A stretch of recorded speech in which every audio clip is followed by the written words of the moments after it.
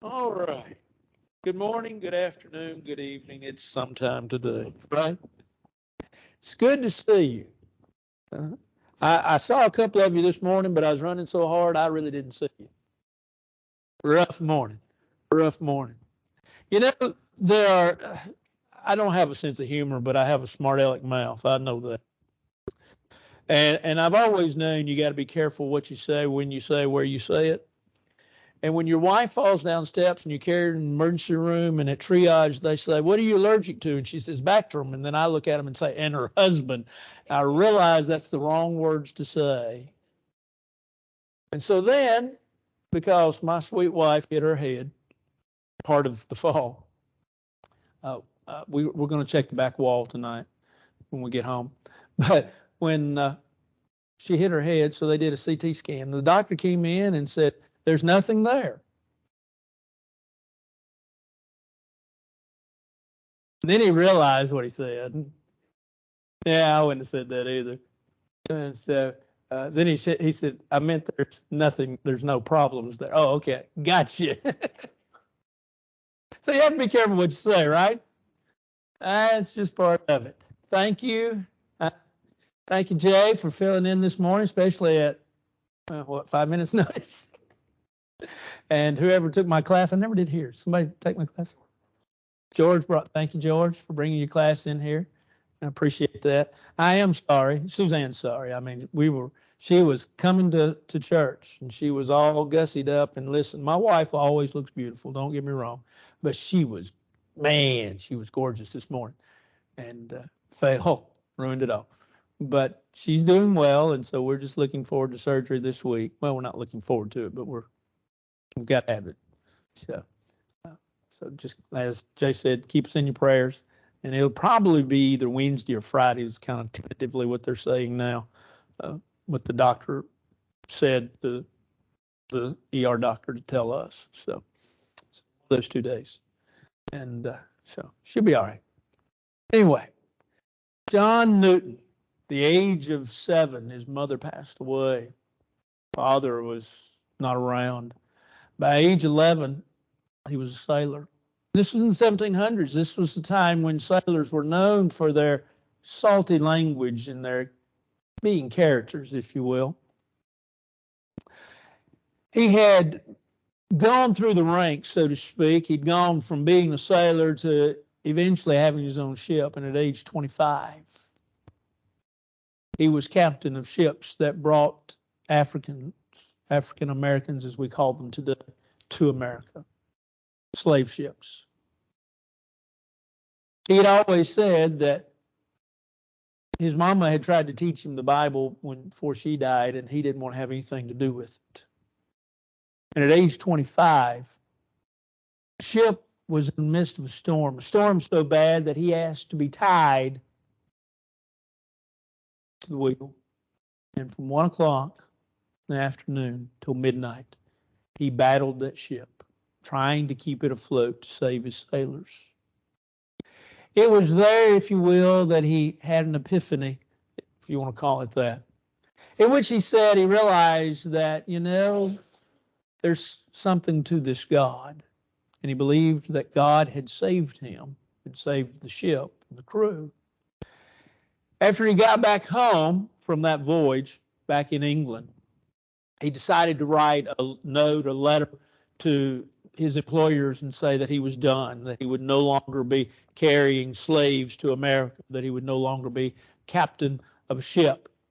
And he began to study the Bible. He had already been studying the Bible some, but he began to study it more profoundly and profusely. Until one day he sat down and he wrote the song, "Amazing Grace, how sweet the sound. It saved a wretch like me." The grace of God is wonderful, to say the least. It saves us, as we'll see. But it does far more than that, and we'll try to incorporate a little bit of that this evening. But I want us to know, as we're spending Sunday nights right now, talking about some things that are blessed assurances. We've talked about God's our refuge and things like that, being held by God, 1 Peter chapter 1.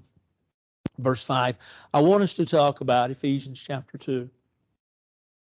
Because while we have looked through the years at those verses and we know them by heart, for by grace have you been saved through faith, and that not of yourselves, it is a gift of God, not of works, lest any man should boast, for we are his workmanship, created in God through Christ Jesus unto good works. We've looked at those verses, and I'm sort of like Brother Charles Hodge was. Brother Hodge used to say that the verses that we know quite well are the verses that oftentimes we take for granted and don't know as well or don't remember as well as we think we do.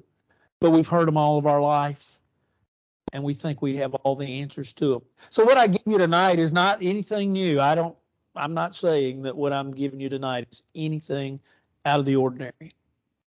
But it is to remind you of the blessed assurance of God's grace. When Paul talked about in Ephesians chapter 2, verse 8 through 10, notice the first thing he said. He says, for by grace you've been saved through faith. What a tremendous thought. For by grace you've been saved through faith. John reminds us in Revelation chapter 21 and verse 27 that there shall in no wise enter in. Now, the in, if you remember the context there, Revelation 21, is heaven. There shall in no wise enter in, into what? Into heaven, anything that works an abomination or makes a lie. Only those that are written in the Lamb's life. Well, I read that one verse, and here's what I want to know. I want to be written in that Lamb's book of life. If that's who gets in, I want to be written in that Lamb's book of life. How do I get into that book?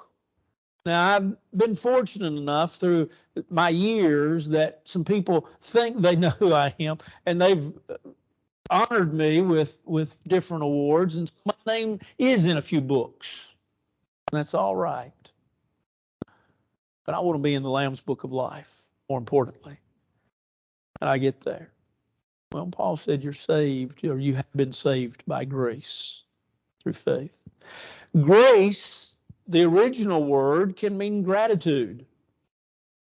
We often define grace as the unmerited favor of God. The favor of God, the gift, if you will, the giving of a gift for that which you do not deserve. As I look back over the younger years of my life, one of the things that my parents did for me as I was growing up was they gave me a weekly allowance. That weekly allowance, I had to do several things. Trash had to be taken out on Thursday. Why? Because they picked it up on, not to be taken out on Wednesday, because they picked it up on Thursday. Right. Maybe that was my problem. Taken out of the house on Wednesday, taken to the trash can because they picked up the trash on Thursday. My room had to be straight. My bed had to be made. And there were a few other things. Those are the things I really remember. A few other things. There are some things, most of that got met. Dog had to be fed every night. Things of that nature. Well, most of those things got met, but not always, all of them.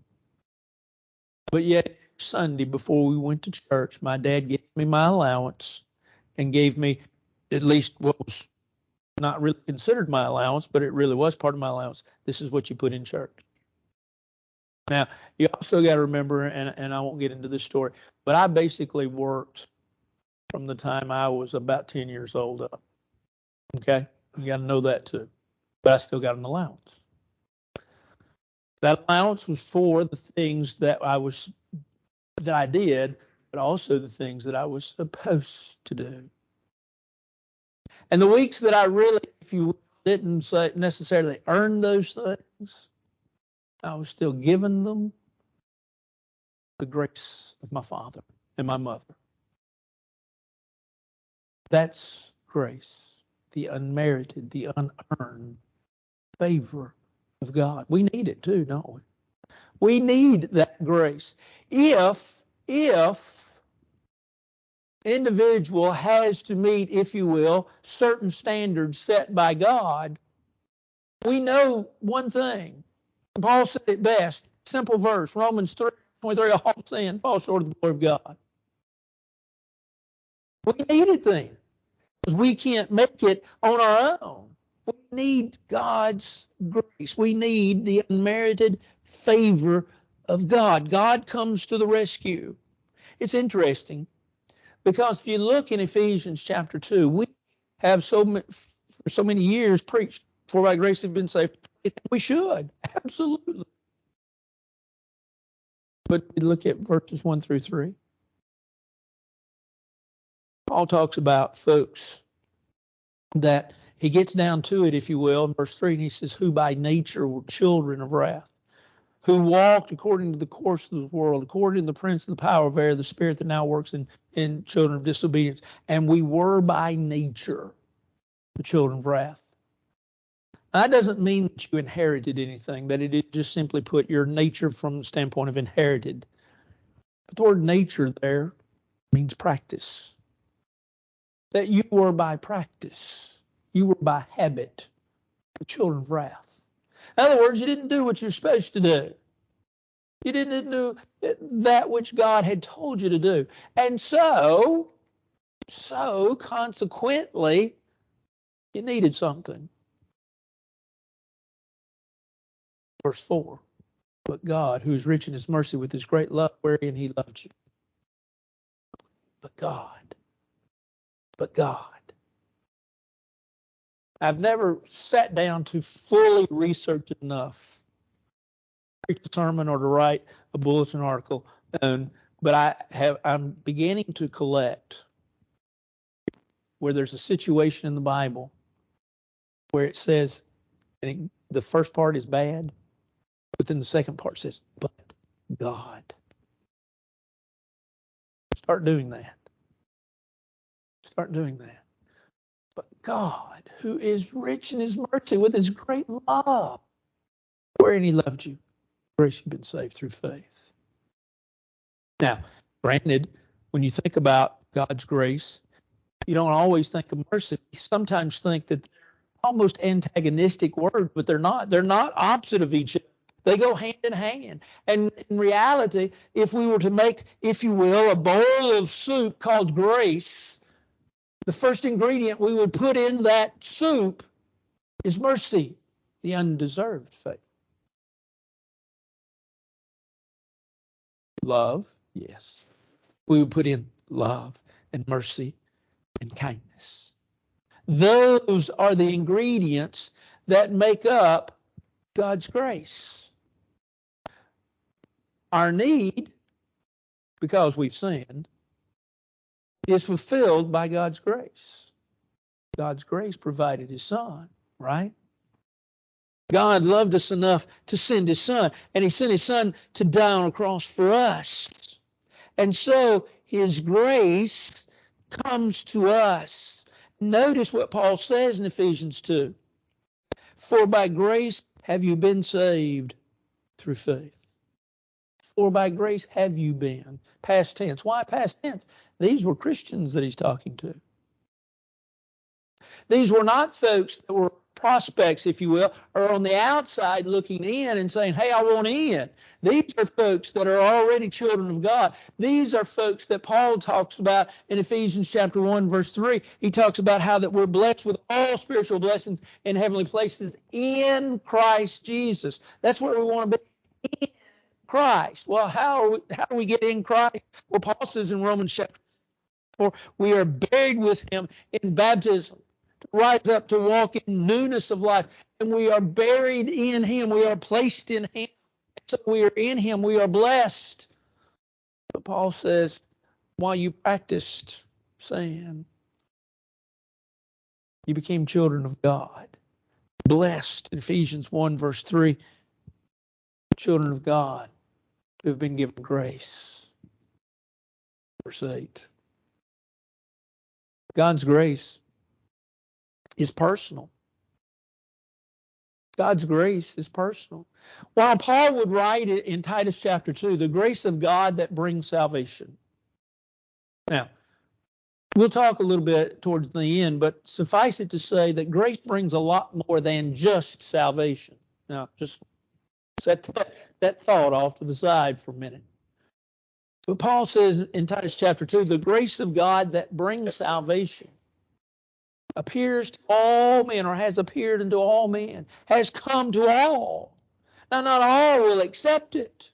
Not all will follow it. Not all will give heed to it. But it has come for all men. but it is personal. In 1 Corinthians chapter 15, verse 10, it says, by the grace of God, I am that I am. And we look at that, and we don't capture all of that because it's, first of all, it's a sort of an idiomatic phrase that it's very hard to translate, and so while the translators have translated it very well, it's still, you go, what does he mean? It's sort of philosophical almost in its approach. I am that I am. Well, Paul says, I am what I am, not because of me, but I am what I am, a child of God, saved by the grace of God. I am what I am because of the grace of God. I am what I am because God's grace has been bestowed upon me. And so it becomes personal. While it is universal in its approach, it becomes personal in that it can be given, if you will, to me. And by it, then I receive it. But while that grace that came by Jesus Christ, remember John chapter 1, verse 17, the law came by Moses, but grace and truth came by who? Jesus Christ. That hope that I have, that grace that came by Jesus, comes through according to Ephesians chapter 2. It says, for by grace have you been saved through, it's life, through faith. Cut it off. But you've been saved through faith. The words through faith can also have the idea of on the basis of or because of faith. Now, let's think about something. There are those that teach, there are those that preach, and there are those that believe you are saved by grace alone. I believe, and I think you all believe, that we are saved by grace. And let's always tell people that. Let's always tell people that. I was trying to look up, I was in the yard with Suzanne this morning. I was trying to look up a church on their website because I was trying to find some information out. And their statement was saved by grace through faith. That's right. Don't debate it. Don't deny it. Don't hide from it. Don't run from it. Don't get upset about it, because it's what the scriptures say. But understand that Paul says you're saved by grace, but he does not say that you're saved by grace alone. You see, this morning I also found one that said you're saved by grace alone. Where do you get that information? Where do you get that information? Not in the Bible.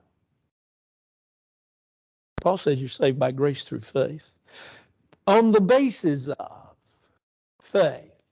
Let's think about two examples before we move further and kind of delve into that and explain it in greater detail. I think the two illustrations may be enough, but I want to talk about it beyond that. These are two very stories, right? Genesis, story of Noah and the ark. When we go back to Genesis chapter 6, we see that God looks upon the earth and it is wicked. It's upset God that he has made man. Why has man turned the way he has? But there was a man by the name of Noah who found grace in the eyes of God.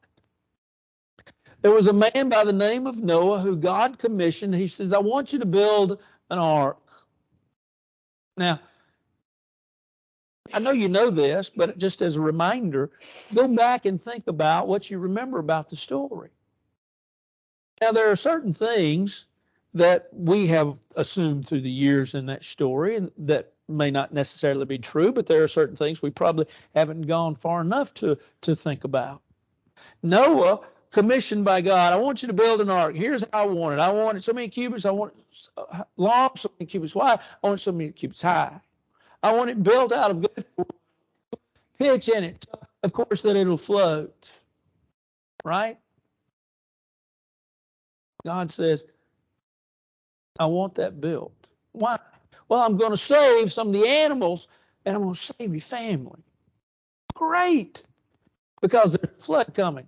Now, here's part of the things we haven't thought about or haven't thought about in a long time. Imagine, if you will, you're Noah. God got a question. Got a question. Okay. What's this boat going to look like? See, we think that it should be pointed. We think that it was probably more box shaped than anything. If it goes by the dimensions. It wasn't meant to set sail. It was meant to float. That's all it needed to do. Noah, you just build it according to the dimensions. Okay. God, yeah. Why am I building this boat? It's going to rain. God got another question for you. Okay. What's rain? It's believed that up until that point in time that it probably hadn't rained, that there was a canopy, if you will, around the world that had so made the atmosphere such that there wasn't a need for rain. But if Noah, let's just say maybe Noah had seen rain. Let's just assume that for a minute. Noah saying, God, yeah, Noah, what is it? What's a flood? Never seen a flood? God says, it's a lot of water, Noah. Build the ark. You see the questions that come? You see the questions that come? But it all gets back to God saying what? Noah, build the ark. And according to Hebrews chapter 11, verse 5, by faith, Noah built the ark, being warned of things not yet seen. See, he hadn't seen flood, probably hadn't seen rain, and yet he built the ark. And in Genesis chapter 6, very last verse of that chapter says, thus did Noah according to all that God had commanded him. Why was Noah picked? Why did God say, Noah, you build the ark? Because Noah found grace in the eyes of God. Noah was a righteous man. And Noah, in doing all that he did, 2 Peter says Noah saved him and his family and all the animals that were upon the ark. By grace, God saved them. Because God, when he looked upon the world and said, you know, I'm upset. I don't like what man's doing. I don't like what he's doing. The world don't like what he's doing to himself. Don't like the choices that he's made. I'm sick of him. I'm just going to wash my hands of him right now. Let's just have a flood. He's gone. We'll start over. We'll do something different. Maybe nothing. But because one man found grace, you and I are alive today. You stop and think about it. There were two times, really, upon which we stand on the shoulders of individuals.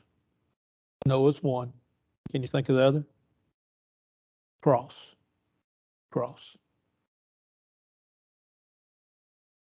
But a second time, a second story is found in the book of Judges, or Joshua, the 6th chapter. Children of Israel. Remember when they marched around the wall of Jericho? Remember? You remember they marched one time a day? We'll make the story short, but they marched one time a day, 6 days, and guess what? They're quiet. They march around the walls. That's all they do. Is look, I'm going to give you this. I'm going to give you this city. I'm going to give you this city. But here's what you do. You go march around the city just one time. Just be quiet. And the 7th day, I want you to march around it 7 times. How many times were they to march and be quiet? It's all right. Y'all can speak. 6. On the 7th time around, on the 7th day, I want you to make all kinds of noise. I want you to shout. I want you to do whatever you can to make all kinds of noise. And they did. And God did as he said he would do. All fell and they were able to take the city. They walked by faith and received grace. Noah walked by faith and he received grace. Now, let's go a little further. Preacher, you really haven't explained to me what faith is. You really haven't explained to me faith. I understand that. Faith is in many ways sort of like nailing Jello to the wall. It's really hard to define. I mean, it's sort of like define love. I love my wife, but I also love chocolate pie, right? Now, I'm going to tell you, she wins over chocolate pie. It's a close race. But she wins every time. Faith is what we would say. The Hebrew writer says, faith is the substance of things hoped for, the evidence of things not seen. Now, if I break that down, I say, the first thing I do when I read that, and I remember reading that as a kid, I went, huh? But faith is the substance of things hoped for. The word substance has the idea of holding something up. I really liken it into, when we lived in Mayfield, Kentucky, we got good friends with a couple there, and David and Janie owned a lot of land. I don't know how much really, but right behind their house was a very large pond, and it was stocked. And when the brethren got to me, I could call David up and say, David, can I come fish in your pond? And David would say, well, sure. And I'd go fish in his pond, and he'd come a lot of times, and he'd just sit down beside me on the dirt bank. And he wouldn't say anything, and I appreciated that. And we wouldn't talk, but we talked. David decided that he wanted just a little pier out there, a little dock, if you will, a little something to walk out on in the middle of his pond. And so I watched, he built out of wood. He built this little dock and underneath it he put styrofoam, and it held it up. And you could walk out on it. I didn't. Why? Remember, I can't swim. So I take showers, but I run around in them. I don't want to stop. I don't want to be swished down the drain. But it held it up. Faith is the substance of things hoped for. When you hope, have you seen it? No. Paul said in Romans chapter 8, why do we hope for what we've seen? Faith is the substance of things hoped for. The evidence, fact, things not seen, things unseen, things of the past. I didn't see Noah. I didn't see Joshua. I didn't see Ai. I didn't see the loss at Ai and then the gain of Ai. I didn't see Achan. Didn't see Isaiah. Didn't see Jeremiah. Didn't see Paul. Didn't see Jesus. Didn't see Peter. But I believe that they existed. Faith.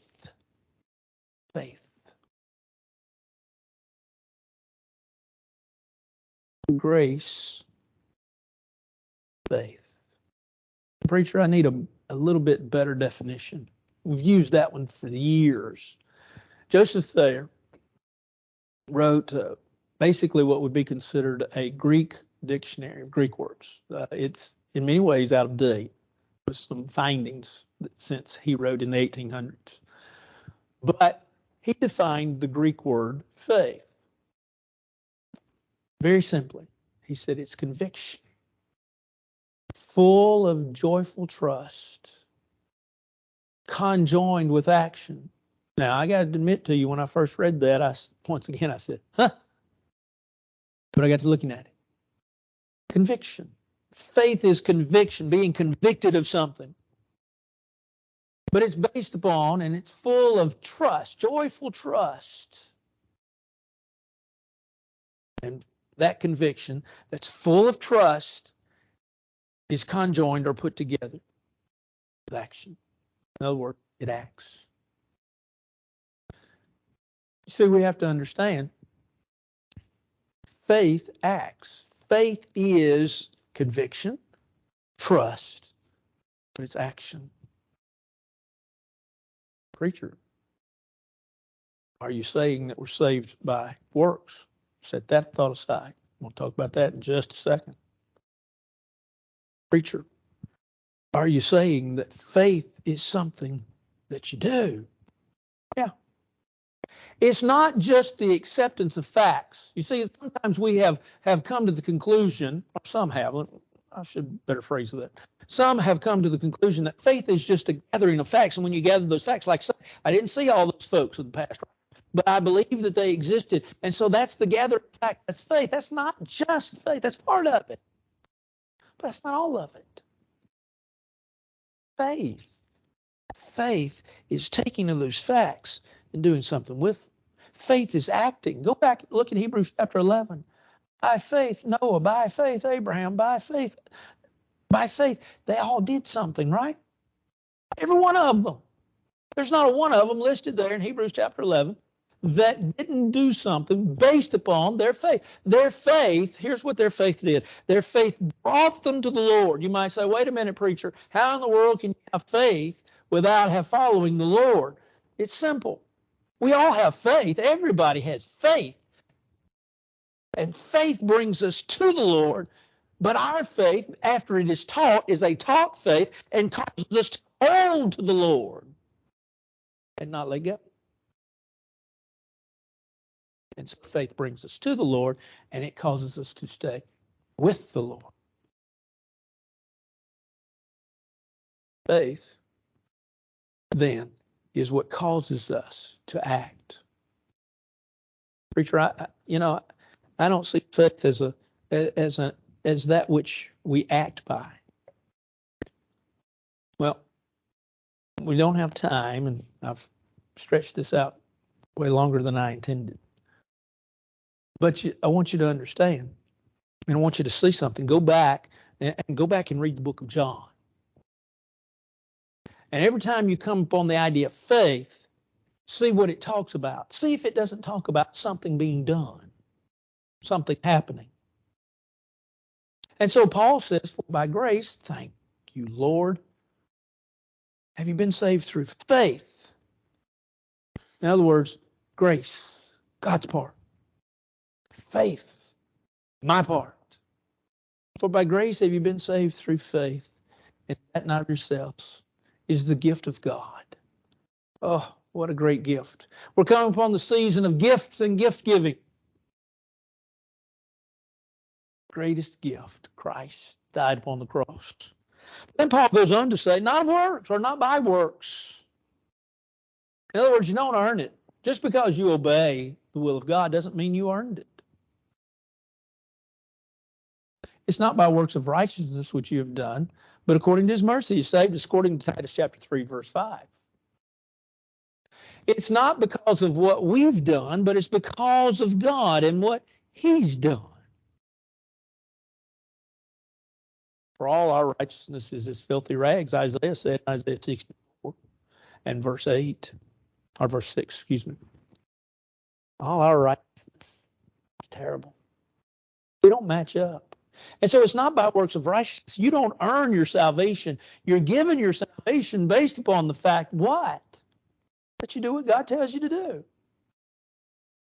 How do you receive the blessings of church unless you come to church? Preacher, that doesn't sound right. Listen to it.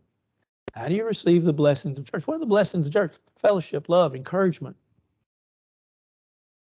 Of course, ultimately, you could say, well, wait a minute, in Ephesians chapter 5, Christ said church. Mm-hmm. How do you receive those blessings? But come to church. And so it's not by works of righteousness which we've done, but it's according to his mercy he saved us. So we didn't earn salvation, nor is it by works of the law. You know, Paul said, and we studied this in Galatians chapter 2 and verse 10, Paul says that it was not by the works of the Old Testament, works of the old law, but it's by what? By the grace of God. It's not by my own personal righteousness. It's not by the righteousness which others take up.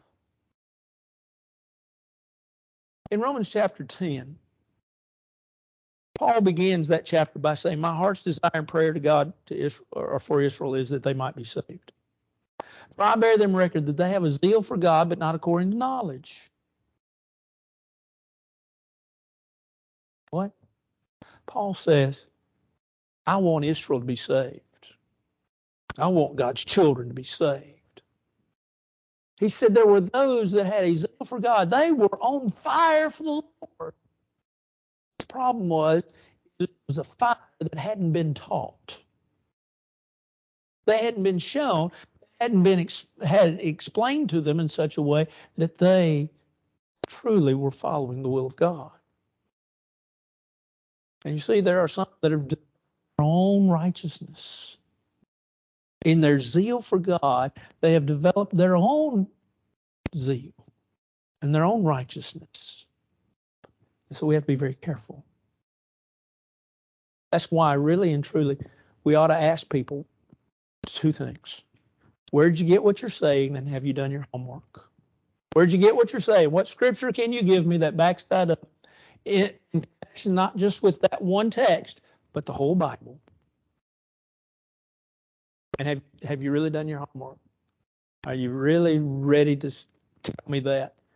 Have you studied it through and thought it through? And so it's not what we've done, it's not what we've earned, but it is the gift of God.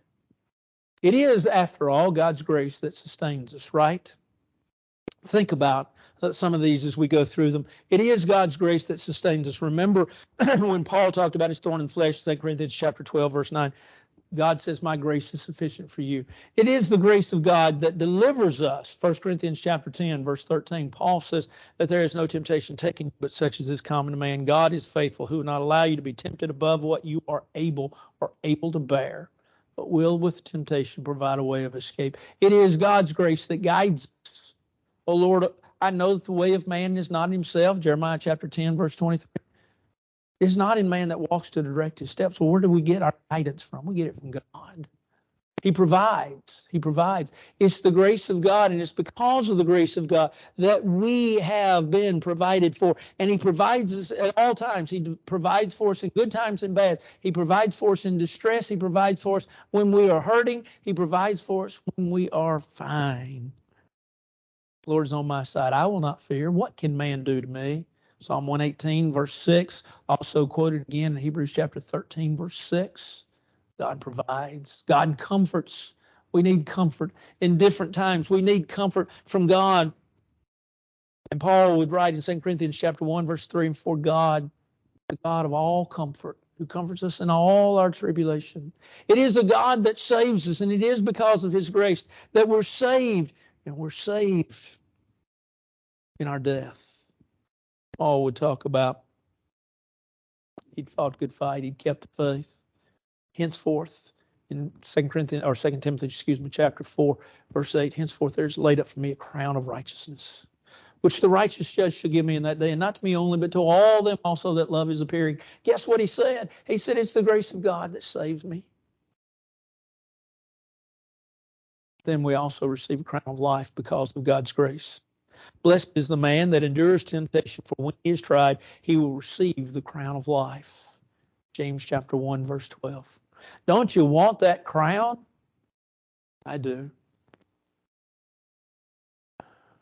Brother Tilly S. Tillett, or Tillett S. Tilly, Tillett S. Tidley. I did not meet the man. I've heard some stories about him. I know Ray Walker told me some stories. Ray met him and worked with him. Brother Tidley was a gospel preacher out in Texas. He conducted a lot of gospel meetings. He did a lot of preaching. He'd also conducted a whole bunch of singing workshops. Brother Tidley wrote a song. Oh, what marvelous mercy, what infinite love, what immeasurable grace I see. By His blood I am cleansed, I am happy and free. Through His suffering on Calvary. Oh, the riches and depth of His love, I believe, is the title of the song. I'm thankful for God's grace. I'm thankful for His mercy. What a blessed assurance I have that if I'll follow God, if I'll do what He tells me to do, by His grace, He'll save me, and I'll be written in that Lamb's Book of Life. Are you there? I hope you are. If you're not, won't you come while together we stand and sing.